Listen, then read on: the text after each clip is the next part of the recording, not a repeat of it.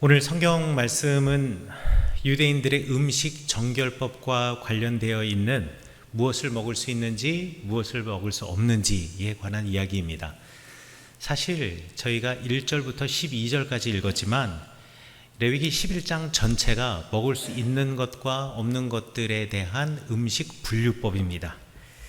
이 말씀을 통해서 제가 여러분들에게 전달하고자 하는, 그리고 이 말씀이, 성경 말씀이 우리에게 가르쳐주는 우리 결론을 먼저 말씀드리려고 합니다. 우리는 이 땅을 살아가면서 내가 무언가를 선택한다라고 생각하지만 사실 알고 보면 많은 부분 나는 내가 선택하는 것이 아니라 그들이 원하는 것을 선택한다라는 것입니다.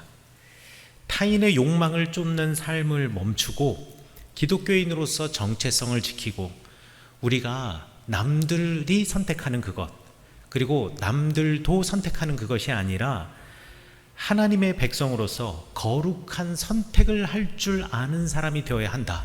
이것이 바로 오늘 설교 말씀의 결론이자, 그리고 이 성경 말씀이 우리에게 알려주시는 한 가지 진리입니다.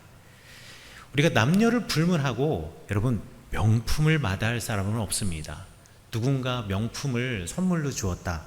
세상에 이거보다 더 감사한 일이 어디 있을까요? 명품 하나 정도는 다 가지고 싶다라고 생각합니다. 그리고 조금씩 돈을 모아서 내가 작은 동전 지갑이라든가 지갑 하나 갖는 것, 이것이 어찌 보면 소박한 또 나의 삶의 즐거움일 수도 있겠습니다.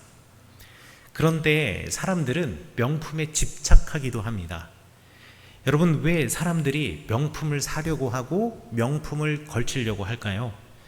심리학자들은 이 명품을 사려고 하는 사람들의 이면에 나는 성공한 사람이다, 나는 이만큼의 경제력을 가진 사람이다 라는 것을 보여주고 싶어하는 마음이 그 이면에 숨어 있다라고 이야기를 합니다. 그러니까 그 명품을 사면 나도 그 명품을 들고 있는, 또는 그 명품을 사는 사람들과 같은 동급의 사람이다라는 환상을 가지고 명품을 산다라는 겁니다.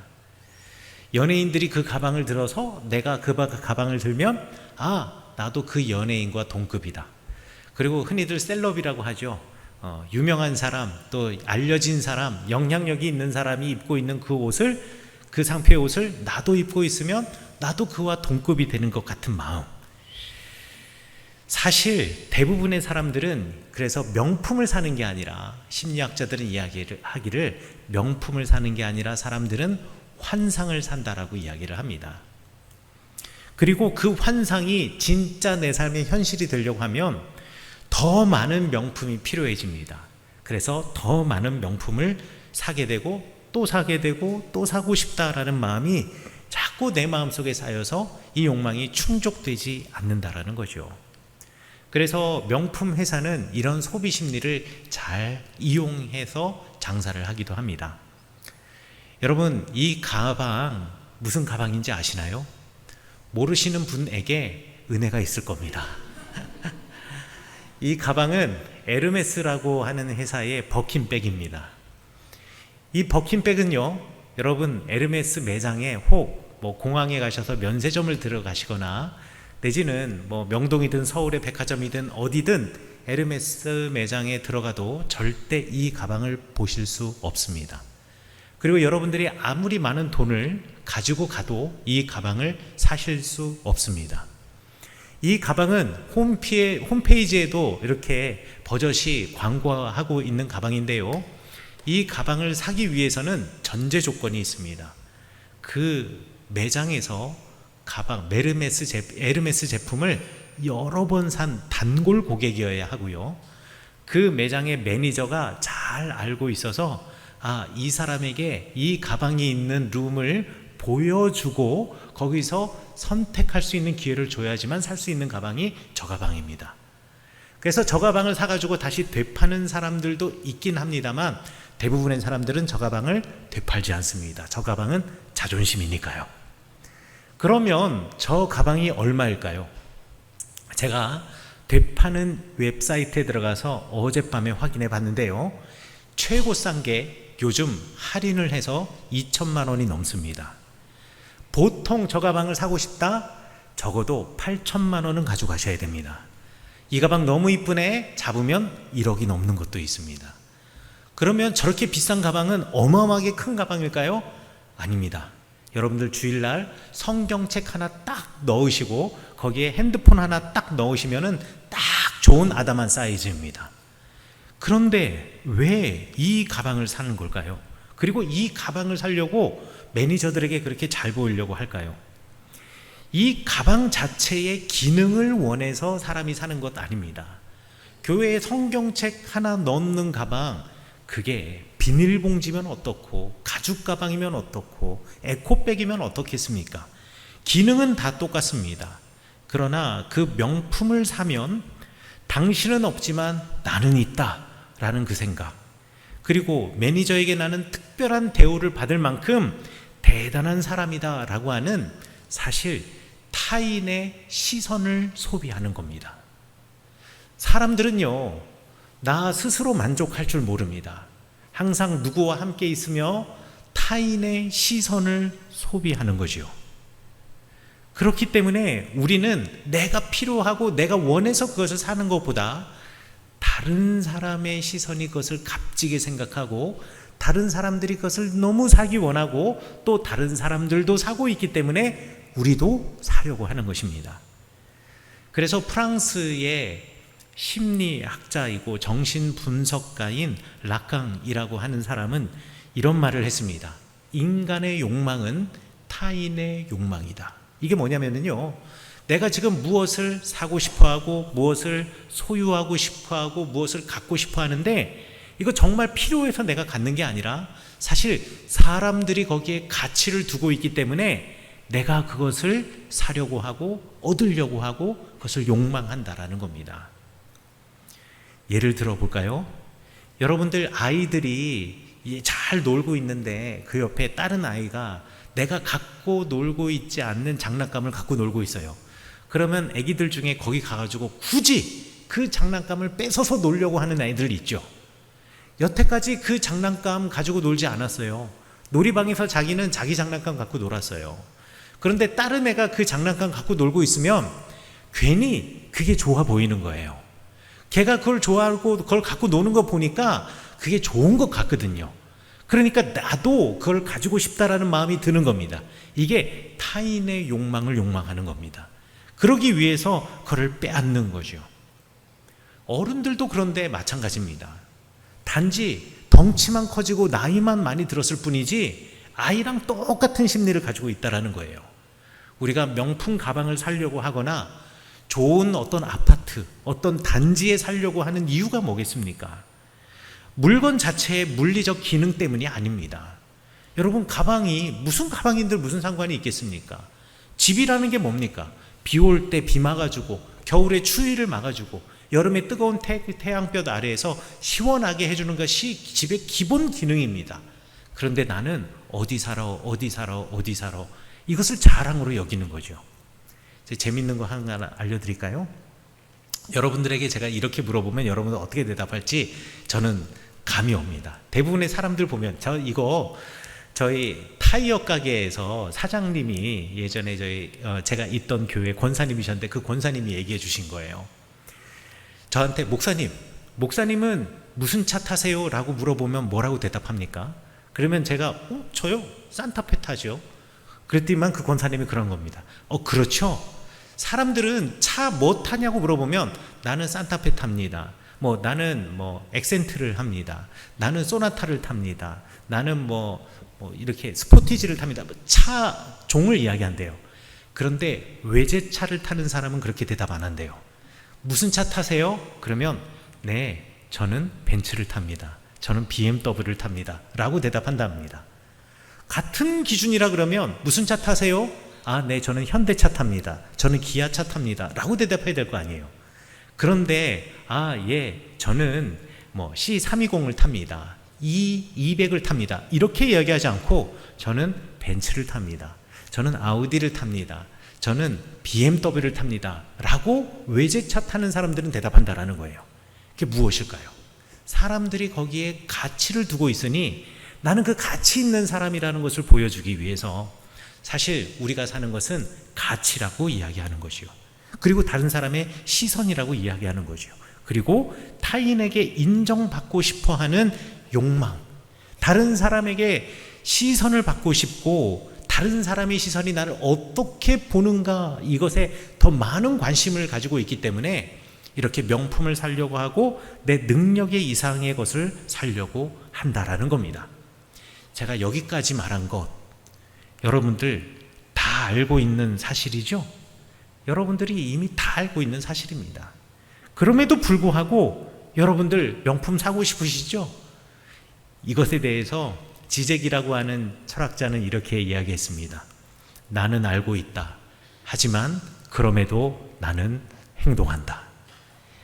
쉽게 말해서 나는 안다. 명품이 필요에 의해서 사는 것이 아니라 누구의 인정과 가치 그리고 시선을 받기 위해서 산다는 거 나는 알고 있다. 그 나한테 필요 없다는 거 알고 있다. 그럼에도 불구하고 나는 산다. 왜 그들은 알고 있으면서도, 우리는 알고 있으면서도 그렇게 사는 걸까요? 남들이 다 그렇게 살기 때문에 그냥 우리도 그렇게 살아가는 겁니다. 내가 그들처럼 살지 않으면 뭔가 도태되는 것 같기도 하고, 그리고 그들의 무리에 내가 끼지 못할 것 같기도 하고, 이런 불안감 때문에 또 사게 되는 겁니다. 욜로라고 하는 말이 있습니다. 욜로라고 하는 말은 You only live once라고 하는 말의 약자입니다. 이게 2011년에 미국의 힙합하고 랩 가수가 부른 그 랩의 내용에, 힙합의 내용에 욜로라는 말이 나오면서 욜로라는 말이 2011년 미국에서 유행하기 시작했습니다. 욜로라는 말이 무슨 뜻이냐면요, 당신 인생은 단 한 번뿐이야. 뭐 눈치 보면서 살아. 뭐 그렇게 힘들게 살아. 마음껏 즐기며 살면 돼. 우리 누구 눈치 보지도 말고 내 마음대로 하고 싶은 대로 이 땅 한 번 살다 가는 거니까 멋지게 살자고. 이게 그 힙합 가수가 노래했던 노래입니다. 2011년부터 그래서 미국의 젊은이들 사이에서 욜로 열풍이 생겼습니다. 그리고 이 욜로가 언제 우리나라에 상륙했냐? 2016년, 5년 만에 우리나라에 욜로 열풍이 들어왔습니다. 그리고 난 다음 2017년에 욜로가 우리 대한민국 젊은이들의 거의 가치 기준이 되어버렸죠. 그래서 뭔가 이야기하면 플렉스, 욜로 뭐 이렇게 이야기를 합니다. 여러분, 이 시기 20대, 30대들의 욜로족들의 부채율이 90%가 상승했습니다. 통계청의 통계에 의하면. 한국은행에서 말하는 통계에 의하면 청년들 20대, 30대의 가계부채가, 독립세대의 가계부채가 90% 상승했고요. 2017년 기준으로 대한민국 20대와 30대의 평균 부채가 1억이었습니다. 2017년에요. 과거에 이 연령대가 떠안고 있었던 부채는 대출은 주로 학자금 대출이라든가, 내지는 이제 학교 졸업하고 직장에 가서 타지에서 직장 생활을 해야 되니까 전월세 대출이 주류를 이루고 있었습니다. 그런데 2017년 이후로부터 이 욜로 열풍 이후로요, 젊은이들, 특별히 20대, 30대들의 부채가 가장 많이 차지하는 비율이 뭐였냐? 학자금, 전월세는 당연히 있는 거고, 외제차를 구입하기 위한 신차 대출, 명품을 구입하기 위한 대출, 문화생활을 즐기기 위한 대출, 해외여행을 가기 위한 대출, 그리고 주택 및 투자 목적을 위해서 내가 나중엔 더 비싸질 테니까 지금 영혼을 끌어서라도 대출을 해야 된다. 영끌이라고 하는 말이 이때 등장했습니다. 영혼을 끌어모아 대출을 받아 투자하는 거죠. 그리고 이 욜로의 폐해가 사회적으로 가시화되어서 현재 그때 욜로를 즐겼던 30대 그리고 40대 한국 가계부채 보유의 대부분이 그 시기에 그 명목으로 생겼고, 현재 30대와 40대는 그때 충격을 평생 끌어안고 살아간다고 합니다. 이자가 이자를 낳고, 이자가 이자를 낳고, 이자가 이자를 낳아서 평생 그것을 갚고 살아야 하는 거죠. 그동안 우리들이 산 것은 생존과 생활을 위해서 꼭 필요한 것이 아니라 남들의 시선을 사고 있었던 겁니다. 그런데 알고 보면 우리도 남들의 시선을 먹고 살아가는 경향이 있다라는 거죠. 그렇다면 우리에게 정말 필요한 것, 그것은 무엇일까요? 우리에게 필요한 것은 남들을 욕망하는 것을 욕망하는 것이 아니라, 그러니까 우리 락강이 말한 것처럼 남들이 욕망을 욕망하는 것이 아니라 정말 필요한 것을 선택하는 것, 이게 우리에게 필요합니다. 우리는 무엇이든지 살 수 있는 자유가 있습니다. 무엇이든지 즐길 수 있는 자유가 있습니다. 내 마음대로 할 수 있는 자유가 있습니다. 그러나 반대로 우리는 또 다른 자유를 가지고 있습니다. 그것은 무엇이냐? 남들은 다 그렇게 하지만 그렇게 하지 않을 자유도 있습니다. 남들은 다 그렇게 소비하지만 우리는 그렇게 소비하지 않을 자유도 있습니다. 남들은 다 거기에 가치를 두지만 우리는 거기에 가치를 두지 않을 자유도 있다는 겁니다. 우리에게 정말 필요한 것은 내게 정말 필요한 것을 선택하는 그것이 정말 필요하다는 것입니다. 오늘 성경 말씀은 음식 정결법에 대한 이야기입니다. 음식 정결법을 이제 히브리어로는 코셔라고 이야기를 하고, 음식 정결법에 맞는 음식을 코셔라고 하고, 음식 정결법을 카슈룻이라고 이야기를 하는데요. 유대인들은 사는 게 정말 피곤합니다. 이스라엘에 가면 슈퍼마켓에 가잖아요. 슈퍼마켓에 가면 왜 우리나라도 모든 음식에 보면 품질 보증 마크 있지 않습니까? KS 마크도 있고 모든 물건에, 이스라엘의 그 음식점이나 내지는 이 슈퍼마켓에 가면 늘 코셔 마크가 있습니다. 카슈룻 마크가 있어요. 그래서 딱 물건을 보고 저 마크가 있는가 없는가를 확인합니다. 저 마크가 없잖아요? 그러면 이거는 정결한 게 아니에요. 그래서 절대로 그걸 사지 않습니다. 그건 부정한 거니까. 이스라엘에 가셔서 여성분들이 어느 가정집에 가면 늘 부러워하는 게 있습니다. 제 아내도 처음 이스라엘 갔을 때 제일 행복해했던 게 뭐냐면, 주방에 가잖아요. 싱크대가 대단히 크고 넓어요. 그리고 그릇을 닦는 싱크 볼이 있지 않습니까? 그 볼이 2개가 있습니다. 천장도 뱉어서 되게 웅장하고 되게 커요. 여성들은 그 앞에 가면 너무 행복해합니다. 이스라엘의 웬만한 집들은 다 그렇게 되어 있습니다. 왜 그렇게 되어 있느냐면요, 싱크볼의 한쪽은 고기 먹은 그릇만 닦는 싱크대고요, 한쪽 볼은 고기는 절대 안 되고 유제품이나 고기가 아닌 것들만 닦는 싱크대입니다. 그래서 고기 먹었던 그릇을 반대쪽 싱크대, 옆에 있는 싱크대에 절대 놓으시면 안 돼요. 그래서 유대인의 집에 가면 반드시 지켜야 할 예의가 뭐냐? 내가 대접을 받아서 음식을 먹잖아요. 절대 내가 먹은 그릇을 상대방의 집에, 그러니까 초대한 집에 싱크대 위에 올려놓지 않는다. 이게 예의입니다. 그냥 먹은 그 상태로 그대로 나와요.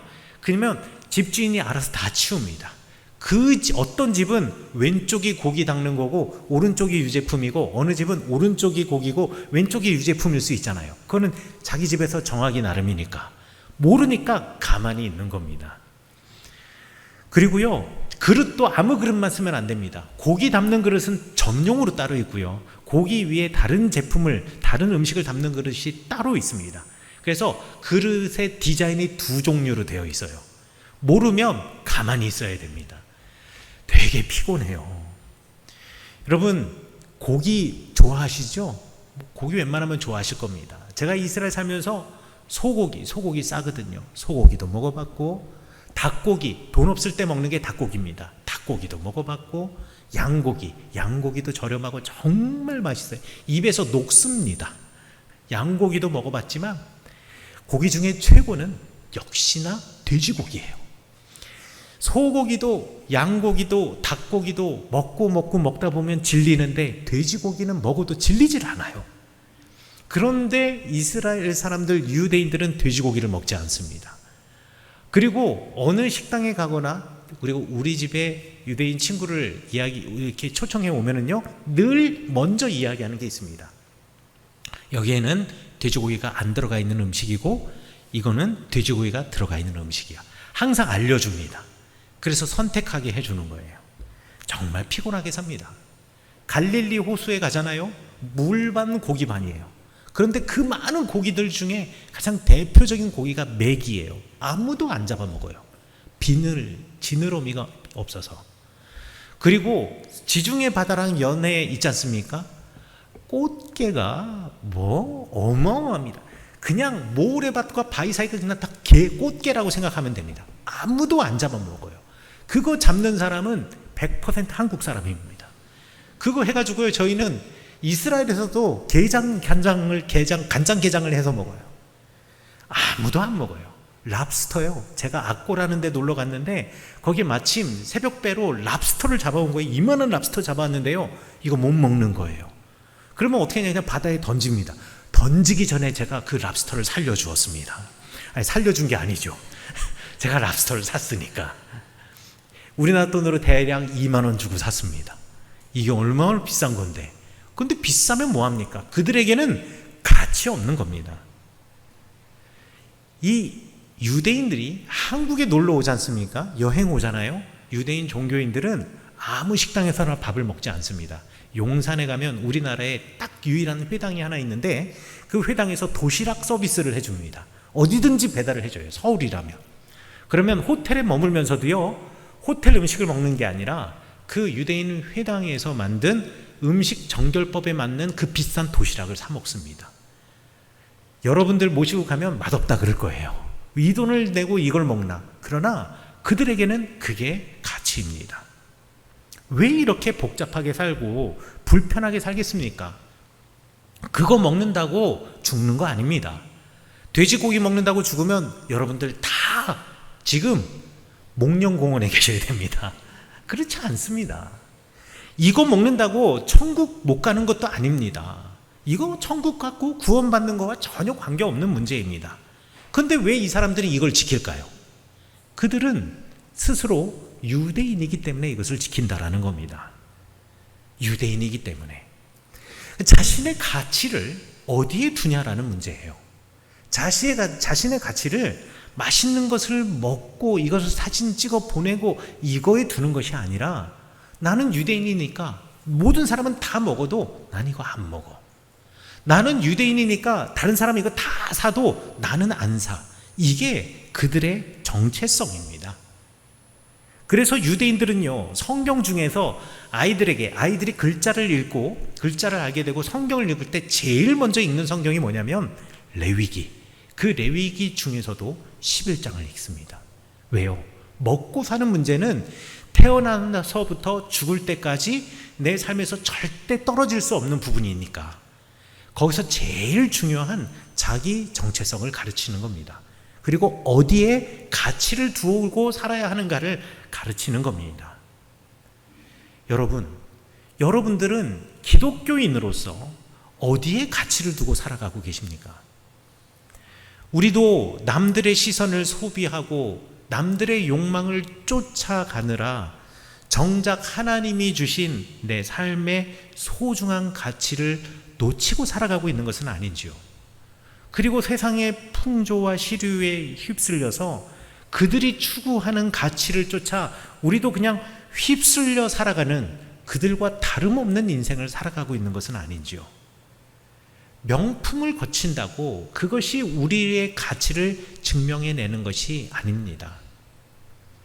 우리는 이미 하나님이 만드신 고귀한 작품이고 여러분 한 명 한 명이 아름답고 보석 같은 존재입니다. 남자들은 잘 모르시겠지만 여성분들은 아실 겁니다. 다이아몬드 반지요. 다이아몬드 반지의 링은요, 절대 굵지 않습니다. 다이아몬드 반지의 링은 늘 얇아요. 그리고 보석을 금에다가 절대 박아놓지 않습니다. 다이아몬드를 산발이가 세 개의 조그만 발로 꼭 붙들고 있습니다. 그래서 다이아몬드가 드러나 보이게 합니다. 왜 그런지 아세요? 빛이 비쳤을 때 다이아몬드가 아름답게 깎여진 그 각도로 빛이 들어오면 반사해서 다시 나가야 반지가 반짝거리기 때문에 그렇습니다. 그래서 뭐 까르띠에니 티파니니 유명한 반지 회사에 진짜 고가의 다이아몬드 반지를 보시면 링은 얇고 단순하고 다이아몬드를 3개 또는 4개의 발로 꼭 잡고 있는 것으로 끝납니다. 아주 단순해요. 마찬가지입니다. 보석 같은 여러분들, 다이아몬드 같은 여러분들, 우리가 하나님이 주신 이 삶을 빛나게 살기 위해서는요, 우리 주변은 단순해야 할 필요가 있습니다. 오히려 그 단순함이 우리를 더욱 빛나게 하고 돋보이게 한다는 겁니다. 여러분들 명품백을 들지 않아도, 남들이 부러워하는 집을 살지 않아도 우리는 왕의 왕이시고 영원하신 하나님의 존귀한 자녀, 그리고 보석 같은 존재들입니다. 우리의 가치는 세상의 인정이나 타인의 시선으로 증명되는 것 아닙니다. 십자가에서 우리를 사랑하시고 우리를 가치 있게 여기신 예수님의 보혈의 피로 이미 증명이 된 겁니다. 세상은 우리에게 끊임없이 속삭입니다. 이 정도는 가져야 성공하는 거야. 이 정도는 올라가야 성공한 거야. 이 정도는 하고 살아야지 도태되지 않아. 그렇게 말하지만 타인의 욕망을 쫓는 삶을 이제 멈추고 우리는 기독교인으로서 우리의 정체성을 지키며 살아가며 거룩한 선택을 해야 한다는 것 여러분 잊지 마시기 바라겠습니다. 내 삶의 우선순위를, 그리고 내 삶을 남의 시선에 맡기지 마시고 여러분의 삶을 하나님의 말씀에 맡겨 놓으십시오. 아름답다, 귀하다. 여러분들을 창조하시고 흡족해 하셨던 하나님의 시선, 하나님의 말씀에 여러분들을 고정하시기 바라겠습니다. 그래서 남들에게 보여주기 위한 소비, 남들에게 보여주기 위한 나의 삶의 방식 대신에 하나님 앞에서 부끄럽지 않고 깨끗하고 정결하고 성실한 삶을 선택하시는 여러분 되시기를 간절히 축원합니다. 말씀으로, 하나님의 말씀으로 매일의 삶을 책임질하면서 세상의 욕망과 타협하지 않는 여러분들이야말로 정말 주님의 길을 선택하는 귀한 주님의 자녀입니다. 우리의 자녀들에게도 이 세상 풍조를 이기는 정체성을 가르치시는 여러분 되시기를 간절히 축원합니다. 자녀들에게 세상보다 앞서가는 방법, 더 많이 소유하는 방법만 가르치는 것이 아니라 유대인들이 레위기를 가장 먼저 가르쳤듯 우리도 우리 자녀들에게 너는 세상의 흐름을 따라가는 사람이 아니라 하나님의 거룩한 백성이야 라고 하는 정체성을 물려주시기를 바라겠습니다. 누군가가 너를 향해서 너는 이래, 너는 이런 사람이야, 넌 이것밖에 못해 라고 말할 때 아니야, 나는 하나님의 보석 같은 존재야 라는 것을, 그 마음을 가슴에 새기며 세상을 이겨나가는 자녀로 여러분의 자녀들을 세워나가시고 그 마음을, 그 신앙을, 그 믿음을 여러분들에게 전해주시는 지혜로운 부모가 되시기를 간절히 축원합니다. 사랑하는 성원교회 성도 여러분, 남들이 다 가는 넓은 길로 가지 않더라도 하나님과 함께 가는 좁은 길, 바른 길을 선택할 수 있는 영적인 자존심, 용기, 이것을 가지시고 이것을 전수해 주시는 여러분 되시기를 간절히 축원합니다. 세상의 욕망을 욕망하지 않고 하나님이 기뻐하시는 하나님 나라의 백성의 정체성을 가지고 나를 사랑하시고, 그리고 무엇보다도 하나님의 말씀을 선택하시고 하나님이 원하는 것을 선택하시고 하나님의 시선을 바라보며 거룩한 주님의 백성으로 거듭나시는 여러분 되시기를 간절히 축원합니다.